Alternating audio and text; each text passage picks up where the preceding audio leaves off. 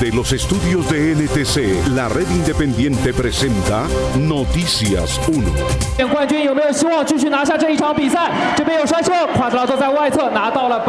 Aquí está. Esta es la imagen del día. El tercer título mundial que hoy ganó la colombiana Stephanie Cuadrado en el Mundial Juvenil de Ciclismo de Pista que se juega en Lujiang, China. La ciclista antioqueña se consagró en el Keirin para completar su triple corona, luego de conquistar el viernes oro en velocidad y el sábado en los 500 metros. Con su gesta, Stephanie se convirtió en la primera ciclista de Colombia que gana en una misma edición las 3 medallas de las principales pruebas del ciclismo. De esta historia hablaremos hoy. Esta noche en Noticias 1 hablamos con la que hasta el viernes fue directora de Asuntos Religiosos del Mininterior y desde entonces es denunciante de acoso laboral y corrupción en esa cartera. Nueva EPS descubrió cobros dobles de hospitales de Antioquia y otras regiones y les suspendió los pagos hasta que devuelvan lo pagado de más. Empresarios agrícolas y congresistas se oponen a proyecto de regularización de los trabajadores del agro. El narcochofer está en principio de oportunidad y promete delatar a directivos de la UNP que le ayudaban a mover droga en carros blindados del gobierno. Y en Top Secret, el cumpleaños de la precandidata presidencial María Fernanda Cabal, el vuelo secreto del alcalde Galán y el exterminio que está planeando la Casa de Nariño.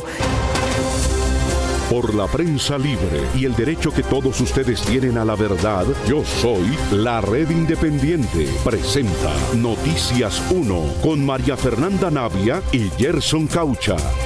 Buenas noches, bienvenidos. Hablamos con Amelia Cotes, que hasta el viernes pasado fue la directora de Asuntos Religiosos del Ministerio del Interior y desde entonces denuncia en redes sociales acoso y actos de corrupción. Miguel Ángel Peñaranda. María Fernanda, ella asegura que el estrés del acoso la ha llevado a tratamiento psicológico, pero el ministerio dice que su salida tiene que ver es con el hecho de que ella era funcionaria de libre nombramiento y remoción y de que el ministro Cristo quería conformar su propio equipo. Hay formas de hacer las cosas. Amelia Cotes Cortés, quien en la campaña Petro Presidente fuera activista en el Cesar, fue directora de Asuntos Religiosos del Ministerio del Interior de este gobierno, pero el viernes fue declarada insubsistente por el ministro Juan Fernando Cristo. He militado siempre como con la izquierda o con la línea socialdemócrata. En entrevista con Noticias 1, Amelia Cotes describió que hubo varias denuncias que le correspondía hacer y nunca fueron contestadas por su jefe inmediato. Creo que resulté incómoda. Allá todo el mundo me decía que no denunciara el tema del acoso, que supiera muy bien lo que estaba haciendo, porque cuando uno denuncia el acoso lo que terminan a uno es echándolo. Y advirtió que las denuncias relacionadas con pastores de Cúcuta, la misma ciudad de origen del ministro Cristo, aceleraron su salida del cargo. La iglesia principal de la es directora que trabajó junto con el ministro Cristo cuando fue ministro anteriormente. Entonces, esa iglesia es la iglesia donde se congrega y son las personas, una iglesia de más de 40.000 personas, miembros en Cúcuta, y pues el ministro es de Cúcuta. Entonces, por eso le advierto y se lo dejo por escrito, que era importante que me hicieran acompañamiento. Efectivamente se hizo caso omiso, no se me dijo nada al respecto. Sus denuncias por acoso laboral están relacionadas con decisiones administrativas que atentaban contra su condición de mujer, según dijo. Y puse de manifiesto con anticipación todo el tiempo mis informes del psicólogo tratante por toda la situación de estrés que me estaban generando el acoso laboral, la falta de pago, las condiciones de salud en las que me tenían. No dijeron nada, dijeron que iban a atenderlo, pero nunca lo atendieron. Según las denuncias y soportes entregadas a las autoridades competentes, fue víctima de actividades contrarias a la ley. Creo que se me está castigando por 3 cosas: por parir, por la maternidad se me está castigando por enfermarme gestando, y se me está castigando por denunciar presuntos actos de corrupción que generan, estamos hablando de millones de dólares que pudiesen estar entrando al país y que yo he tenido el coraje de denunciarlo. Noticias 1 consultó sobre la situación al Ministerio del Interior y recibió como respuesta un mensaje según el cual, comillas, el ministro Cristo ejerció su derecho a conformar el equipo de colaboradores con personas de su confianza, teniendo en cuenta que ese cargo es de libre nombramiento y remoción. 18 hospitales públicos de Antioquia habrían cobrado 2 veces una deuda a la nueva EPS y esta no está dispuesta a girarles nuevos pagos hasta que no repongan lo que se les pagó de más. Los usuarios de la nueva EPS en algunos municipios de Antioquia podrían quedarse sin servicios médicos por el bloqueo de pagos a 13 hospitales luego de que la EPS detectara que un grupo de abogados hizo cobros coactivos irregulares, recaudando hasta 5.000 millones de pesos por una deuda de 500 millones. Tenemos 18 hospitales que realizaron este cobro coactivo y allí encontramos que algunos de ellos tuvieron hasta más de un año sin recibir un pago por parte de la nueva EPS. Esta situación presentó graves crisis financieras en estos hospitales. El nuevo gerente del Hospital San Rafael de Carolina del Príncipe, Antioquia, llegó hace 5 meses a su cargo y encontró que la administración anterior hizo un cobro coactivo de 3.292 millones de pesos a la nueva EPS, que incluso publicó en sus redes sociales. Es un delito lo que hicieron. De este cobro, 1.200 millones de pesos fueron el pago de honorarios a la firma de abogados Sadensa, como lo evidencia esta factura. El hospital tiene bloqueado el giro de los recursos desde octubre del año 2023 a la fecha. La nueva EPS en nuestro hospital representa el 46% de los ingresos y de lo facturado. En la revisión de sus cuentas, la nueva EPS encontró que las 810 facturas por 3.292 millones de pesos que cobró por vía judicial el Hospital San Rafael eran las mismas que se habían conciliado previamente y por esto suspendió los pagos. A partir del próximo mes, si nosotros no se nos regulariza el giro de los recursos, ya nosotros nos tendremos que tomar la decisión de cerrar servicios no urgentes. Eso quiere decir no prestar servicios de salud, de consulta externa, medicamentos, odontología. Los nuevos gerentes de los hospitales que por el denominado cartel de cobros coactivos están sin flujo de recursos cuestionan por qué en su momento la nueva EPS no hizo la reclamación. Y la nueva EPS nunca en su momento o hasta la fecha ha interpuesto alguna acción judicial. La nueva EPS en su momento, cuando le llegaron los cobros coactivos, tampoco se defendió.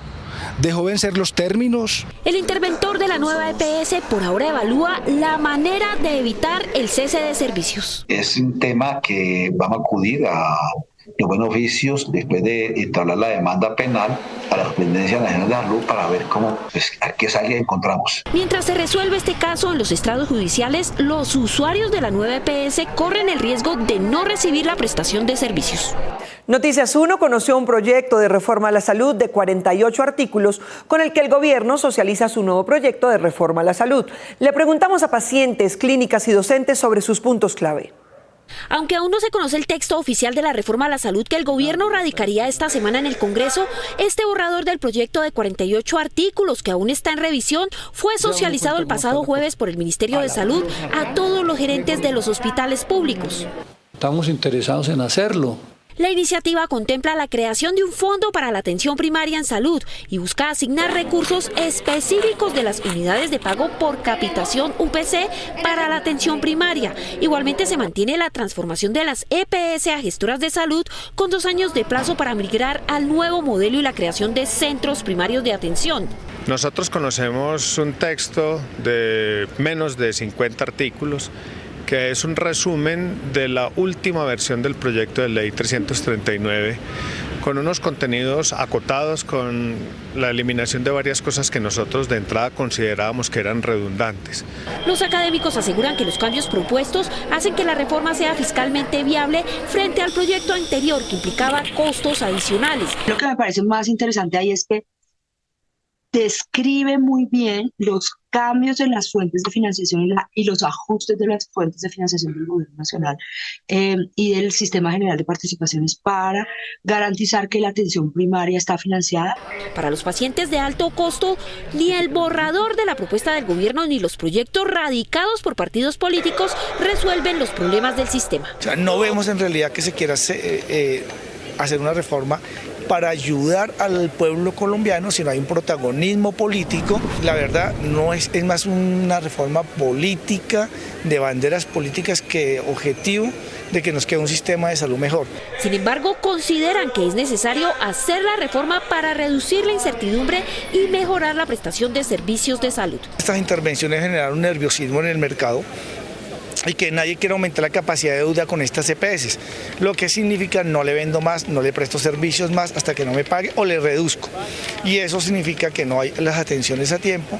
La clave para clínicas y hospitales es frenar la incertidumbre que está arruinando las finanzas de los prestadores de servicios de salud. Ya no hay más tiempo que perder y que en este semestre se debería finiquitar ese proceso, porque el sistema de salud no puede seguir en la incertidumbre. La situación no puede seguir así, tiene que tramitarse algún tipo de reforma.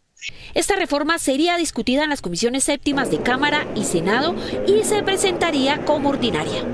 Aunque los economistas dicen que es necesario eliminar el subsidio a la CEPB por la salud de la economía nacional, sus beneficiarios dicen que si lo eliminan también habrá una tragedia económica, o mejor dicho, dos, porque se irán a paro. Pero la decisión está tomada y no tiene reversa.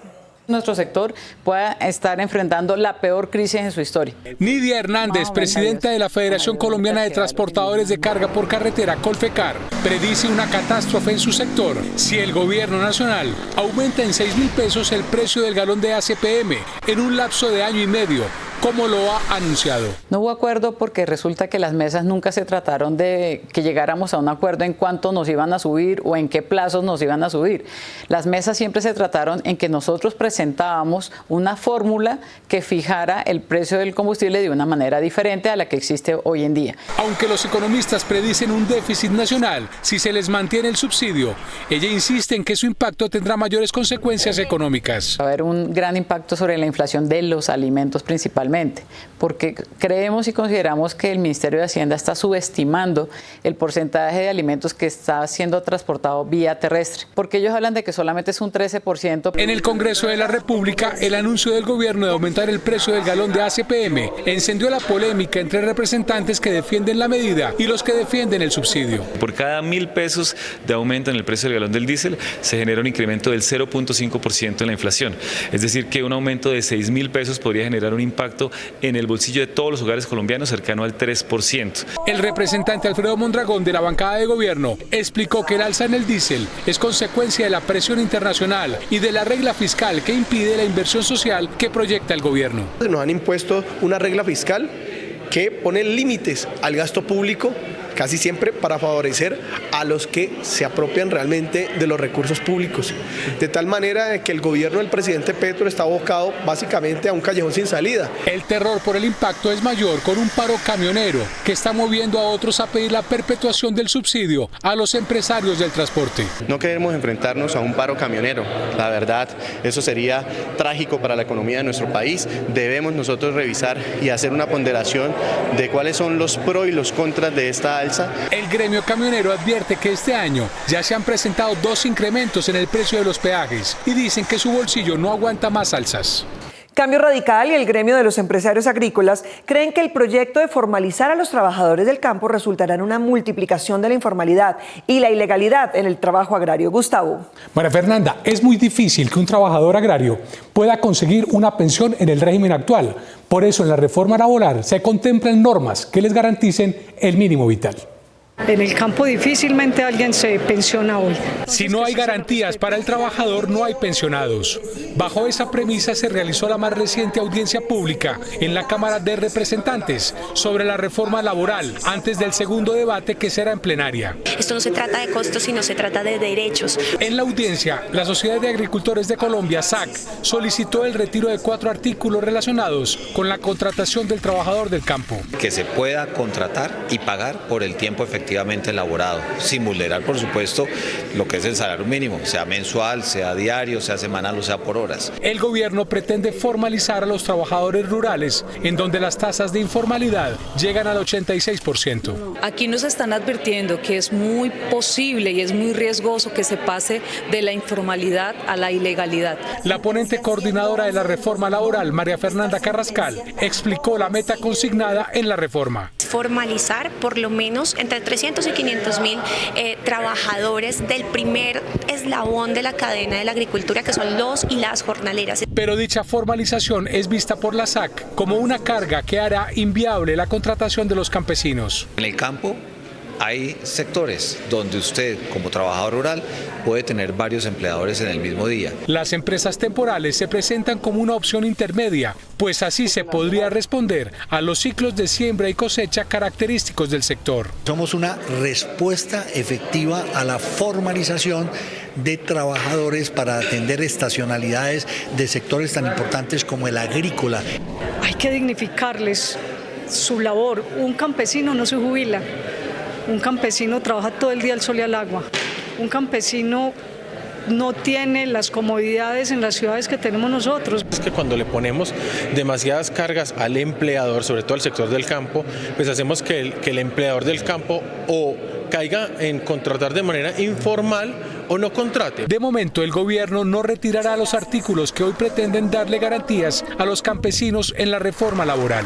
Una acción de tutela promovida por el ex superintendente de Industria y Comercio, Pablo Felipe Robledo, promete poner fin a la guerra de los guaros, como se ha llamado la disputa en la que un departamento le prohíbe a su población tomar aguardiente producido en otro.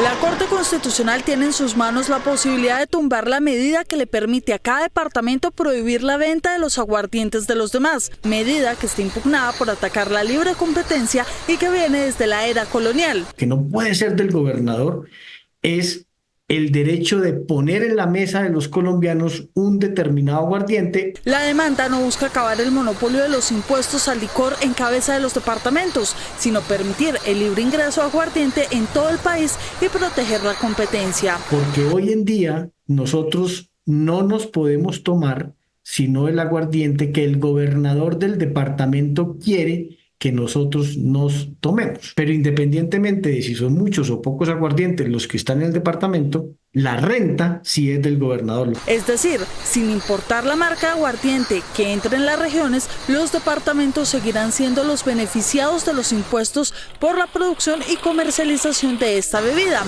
ya que el monopolio de la renta seguirá intacto sin limitar a los consumidores. Si alguien quiere tomar aguardiente y solo puede tomar un determinado aguardiente, la categoría aguardiente vende menos que cuando alguien quiere tomar un aguardiente y tiene 10 o 15 opciones para escoger. Eso es lógica económica de kinder. La industria licorera del Cauca y la fábrica de licores de Antioquia pidieron mantener la restricción.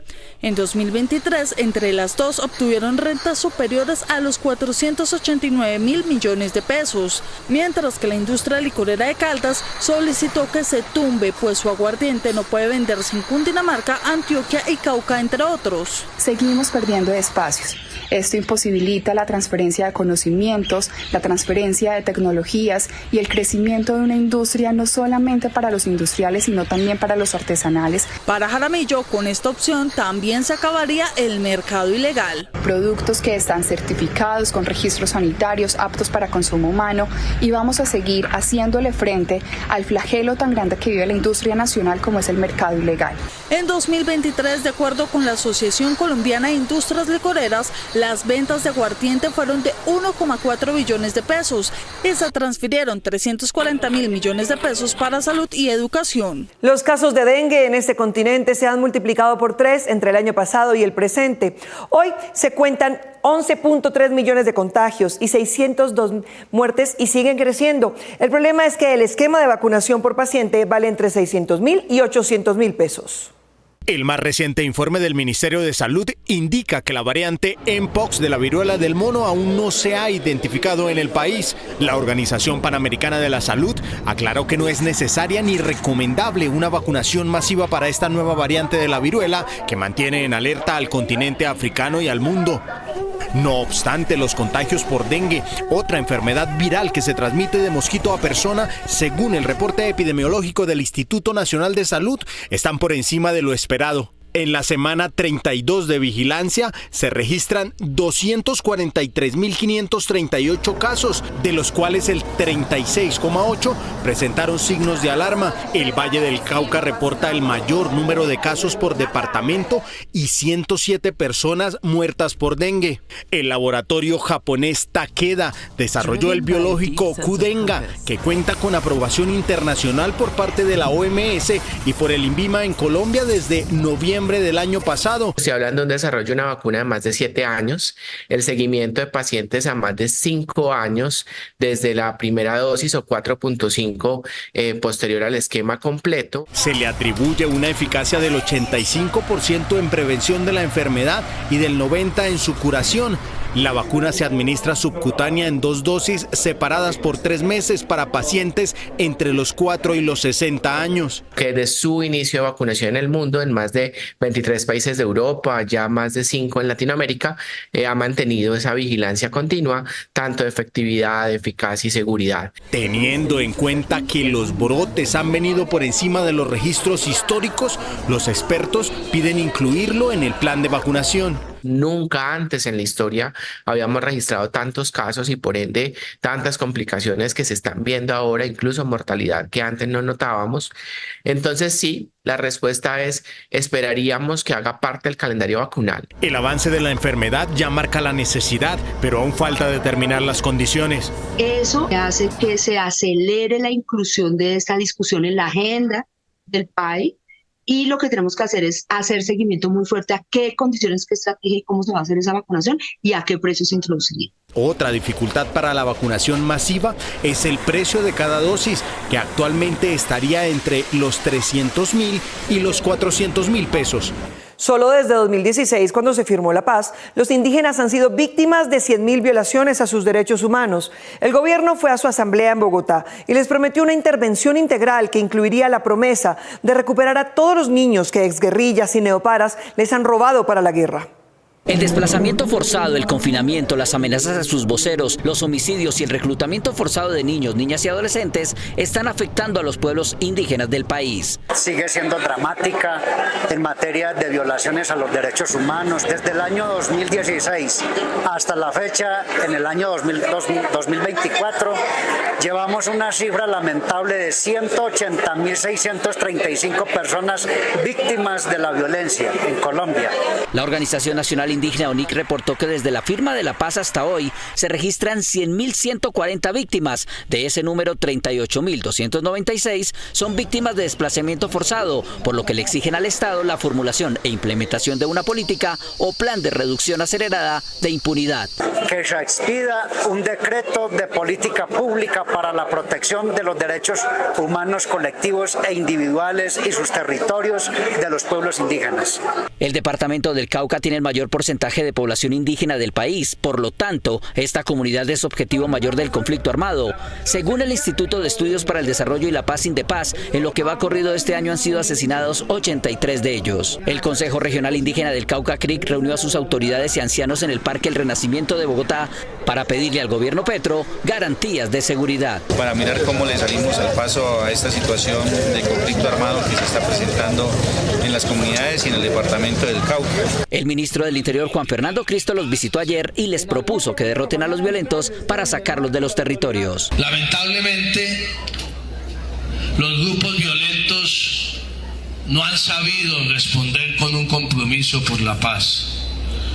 Muchos de ellos persisten en la violencia, persisten en atacar las comunidades. Más de 1.200 menores de la comunidad indígena del Cauca han sido víctimas de reclutamiento forzado en los últimos 2 años. Hay muchos jóvenes que necesitamos sacarlos de la posibilidad de que los violentos los sigan reclutando. Cristo propone una hoja de ruta para garantizar el reconocimiento y el desarrollo de los pueblos de esta región del suroccidente colombiano. Necesitamos urgentemente la transformación de los territorios si queremos garantizar paz y seguridad. Los indígenas caucanos piden además ser integrados en los diálogos de paz, con presencia permanente y en representación de sus comunidades. Los habitantes de los países más pobres son los más proclives a donar dinero y tiempo de trabajo a los demás, lo que indican los indicadores. La Fundación de Ayuda a las Fundaciones publicó su índice global de generosidad, midiendo la disposición de la gente para ayudar a un extraño y donar tiempo o dinero. El segundo lugar se lo dio a Kenia, el quinto a Nigeria, el 31º a Sierra Leona, el 102 a Colombia y el penúltimo a Japón. Esto indica que donde comen 2, comen 3. Esto es lo que indican los indicadores. Aún como ama de casa, una mujer debe buscar su independencia financiera, porque esta le dará el resto de la libertad que necesita y hay formas de hacerlo. Buscar la independencia económica y saber controlar las finanzas personales es esencial para las mujeres, incluso si su ocupación principal son las labores del hogar. Para lograr la independencia económica es importante tener una fuente de ingresos, ya sea proveniente de la venta de productos por catálogo o de algún trabajo que le genere ingresos constantes. Evite en lo posible depender económicamente de su pareja. Tener sus propios ingresos le dará la libertad para destinar los recursos a lo que usted necesite, así como para tener ahorros para situaciones imprevistas. Si busca emprender un negocio que le genere algunos ingresos, trate en lo posible de no adquirir deudas y utilice el crédito de manera responsable.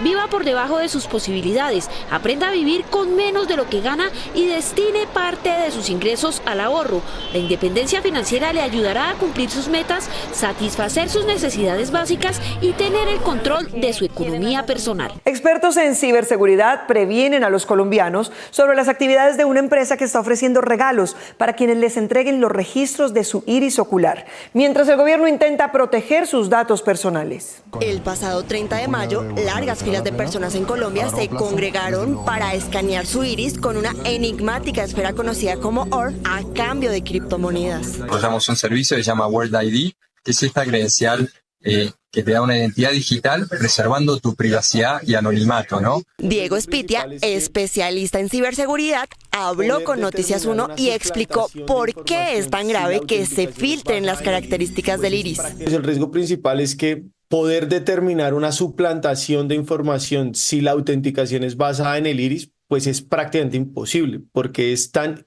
único esta marca biométrica que sería muy difícil que tú pudieras confirmar que no fuiste tú quien hizo ese acceso. La Superintendencia de Industria y Comercio ha formulado un pliego de cargos a WorldCoin para determinar si su protocolo se ajusta a lo regulado en el país. Al igual que en Colombia, WorldCoin responde por investigaciones en otros países como Portugal y España, donde además le han prohibido su cacería de iris hasta que se produzca una decisión de fondo. Tras la reciente escasez en el suministro de combustible para aviones, la Aeronáutica Civil emitió una circular este domingo autorizando a las aerolíneas a reacomodar o cancelar sus operaciones. Esta medida aplicará desde la medianoche del próximo miércoles 28 de agosto hasta el 4 de septiembre. La escasez se debe, según explicó en una carta divulgada la Asociación Internacional del Transporte Aéreo, a una falla eléctrica que ocurrió el pasado 18 de agosto en la refinería de Cartagena. Aunque Ecopetrol ha intentado reducir el impacto, los operadores de transporte aéreo consideran que la situación sigue siendo preocupante. Sin embargo, la compañía anunció que importará 100.000 barriles de combustible para mitigar la contingencia, los cuales llegarían a finales de mes. Pese a que la Aerocivil ha autorizado la cancelación de vuelos, las aerolíneas están obligadas a notificar a los pasajeros con al menos 24 horas de anticipación. A través de su cuenta de X, el presidente Gustavo Petro aseguró que no hay tal escasez de combustible para aviones, sino irregularidades que ya se están investigando. Los líderes de una comunidad religiosa menonita que aprovecha las tierras de las que narcoparamilitares expulsaron a los indígenas Sicuani irán desde mañana a juicio por los delitos ambientales asociados a su ocupación en Puerto Gaitán, Meta. La comunidad religiosa menonita de origen cristiano fue fundada hace 500 años en territorios donde hoy están Suiza, Alemania y Países Bajos. A principios del siglo XX llegaron a América Latina, donde según ellos encontraron la tierra prometida. En 2016 y 17, 21 familias menonitas llegaron a Colombia y se instalaron en terrenos rurales de Puerto Gaitán, Meta. Adquirieron 32.000 hectáreas para sembrar soya y maíz. También en 2017, 162 familias de la comunidad Barrulia del pueblo indígena Sicuani regresaron a sus territorios ancestrales, invadidos por la finca Villa Esperanza de Puerto Gaitán, Meta, la misma región donde se instalaron los menonitas. Y le solicitaron a la Agencia Nacional de Tierras medidas de protección a esa posesión, amparadas en el decreto 2333 de 2014, que establece mecanismos para la protección de territorios ocupados ancestralmente por pueblos indígenas. 5 años después, el 17 de mayo de 2022, la Agencia Nacional de Tierras les negó el derecho de posesión ancestral. Pero el 8 de junio, la misma Agencia de Tierras le notificó a esa comunidad seminómada que se les reconoció la medida de protección de los predios Campo Alegre y Cuba Libre en Puerto Gaitán. Pese a la buena noticia, 4 días después, el 12 de junio, policías del SMAD, acompañados por funcionarios de la Personería, la Defensoría y la Alcaldía de Puerto Gaitán, llegaron a la vereda La Cristalina y desalojaron a los cerca de 500 indígenas de la comunidad Barrulia, favoreciendo a los menonitas. Con cadenas atadas a tractores, tumbaron 66 viviendas de lata, ramas, plásticos y paja. También perdieron perros, gallinas y marranos. Los indígenas fueron encerrados en el polideportivo del barrio indígena Unuma de Puerto Gaitán. La comunidad Barrulia instauró una acción de tutela que 20 días después del desalojo fue resuelta a favor suyo por el Juzgado 38 Penal del Circuito de Conocimiento. A partir de un estudio del Instituto Colombiano de Desarrollo Rural INCODER en 2014, se conoció que algunos predios de los menonitas fueron adquiridos de personajes como Rodrigo Vargas Cuellar, capturado en España en 2003 por lavado de activos, socio de Guillermo León Acevedo alias Memo Fantasma. Mañana, la Fiscalía les imputará a 12 miembros de la comunidad menonita delitos por deforestación y daño ambiental. Cuidar el agua de empozamientos espontáneos es la principal herramienta para evitar un contagio en el actual brote de dengue. El 26 de agosto se conmemorará el Día Internacional de la Lucha contra el Dengue, la enfermedad febril causada por picaduras de mosquitos infectados. Informes de la Organización Mundial de la Salud indican que este año se han presentado 11 millones de casos de dengue en el continente americano y registros del Instituto Nacional de Salud revelan que en Colombia van 381.353 personas infectadas. Desde el año pasado estamos en brote, o sea, en epidemia de dengue, un aumento inusitado de casos en casi 60% de los municipios del país. Para combatir la propagación del mosquito Aedes aegyptis, principal vector de dengue y fiebre amarilla, expertos recomiendan fumigar zonas de riesgo, eliminar criaderos potenciales de mosquitos y que administraciones locales garanticen agua potable para que los consumidores no la acumulen. A los residentes no hacer depósitos de agua en sitios informales porque se vuelven criaderos. En Colombia, el departamento con el mayor número de casos de dengue este año es el Valle del Cauca con más de 100.000 infectados. La senadora Cabal celebró su cumpleaños 58 en la Cumbre Derechista de México y regresó más homofóbica de lo que se fue. Y las órdenes de fumigar que se dieron en la Casa de Nariño. Llegó el momento de Top Secret, la vida secreta de los famosos.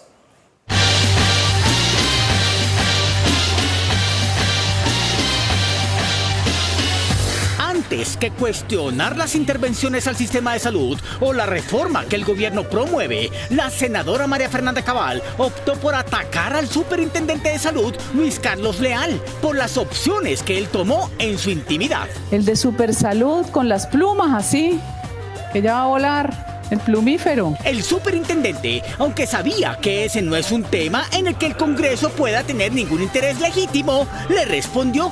Sus palabras solo reafirman su pobreza argumental, sus grandes niveles de odio, su homofobia profunda.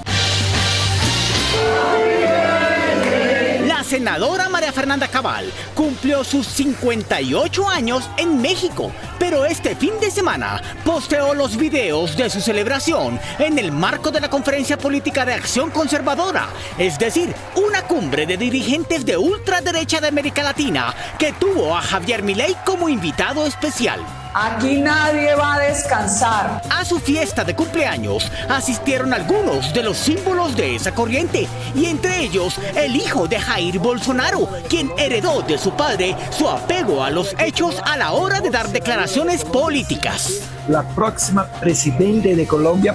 Un petit comité de derechistas se reunió alrededor del pastel gigante para celebrar la ocasión, y aunque tenía derecho a 58 deseos, pidió en voz alta solo 3. El segundo lo cantaron en coro. Unos decían "fuera Petro" y otros "muera Petro". Y el tercero, recibiendo el oxígeno que la ultraderecha de América Latina está ganando por cuenta del robo de las elecciones en Venezuela. que se fue de vuelo secreto es el alcalde Carlos Fernando Galán. El viernes de la semana pasada no cumplió agenda ni se le vio en su despacho, pero tampoco se vio en el Consejo de Bogotá el concejal Humberto Papo Amin. Aunque aún no hay fotos ni videos de su encuentro, se supo que estaba en Llano Grande, en la mansión en la que Álvaro Uribe recibe a personalidades como él. ¿Cómo? Los medellinenses sí pudieron ver al alcalde de Bogotá en el Centro de Ciberseguridad de Medellín y para conocer el sistema Metro. Y también que aprendamos las experiencias de manejo. Pero la cereza del pastel de su visita fue la reunión con Uribe, que el concejal Amin venía organizando por meses y que además de la seguridad y el metro tendría que ver con la política del futuro. El gobierno Petro se tomó en serio la erradicación de ratas, cucarachas y lagartos de la Casa de Nariño y para el efecto se dispone a firmar este contrato de mínima cuantía. El contratista, que aún no ha sido seleccionado, tendrá que comprometerse a exterminar todas las ratas, insectos voladores y eventuales reptiles de la sede presidencial, algo que durante 200 años se ha intentado sin mayor éxito. Estén pendientes, volveremos con más confidenciales de TACE en Top Secret. Nos vemos en las redes sociales y el sábado a las 8 en punto aquí en Noticias 1 con las mejores noticias del fin de semana. A ustedes, gracias por elegir la independencia.